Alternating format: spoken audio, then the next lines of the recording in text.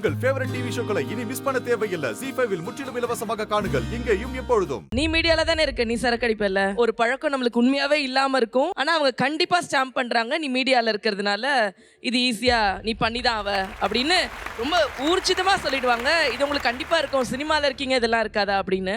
நம்ம கிட்ட வந்து பேசாமலே நம்ம பண்ற வீடியோஸ் எல்லாம் பார்த்துட்டு இல்ல நம்ம போடுற போட்டோஸ் எல்லாம் பார்த்துட்டு இது வந்து சீன் போடுற பொண்ணு தான், அது போட்டிருக்கிற ட்ரெஸ்ஸை பார்த்தாலே தெரியுது அப்படின்ற மாதிரி தான் கமெண்ட் பண்ணிடுவாங்க. அதுவும் நம்ம மாடர்ன் ட்ரெஸ்லாம் போட்டோம்னு வச்சுக்கோ, அவ்வளோதான், இது தமிழ்நாட்டு பெண்ணே கிடையாது, இது ஏதோ மேகாலயால இருந்து வந்திருக்கு, இதுகிட்ட பேசக்கூடாது அப்படின்னு முடிவே பண்ணிடுவாங்க.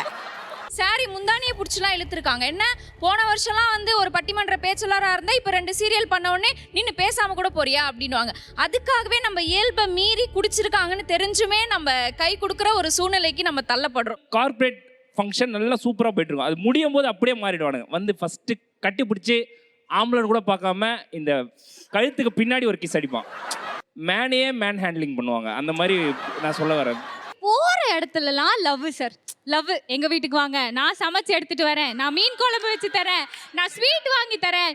ஏதாவது நடு ரோட்டில் ஏதாவது பிரச்சனைன்னு வைங்களேன், ஓடி வருவாங்க சார். நாங்கள் இருக்கோம் அவங்க வீட்டு பொண்ணு மாதிரி பார்த்து அவ்வளோ ஹெல்ப் பண்ணுவாங்க. நிஜமாவே இந்த இண்டஸ்ட்ரியில் இருக்கிறதுனால தான் வெளில வந்து தப்பாகவும் போர்ட்ரே ஆகுது, குட்டாகவும் போர்ட்ரே ஆகுது.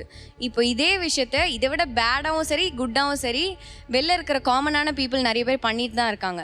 ZEE5 ஆப்பை டவுன்லோட் செய்து அனைத்து எபிசோடுகளையும் இலவசமாக பாருங்க.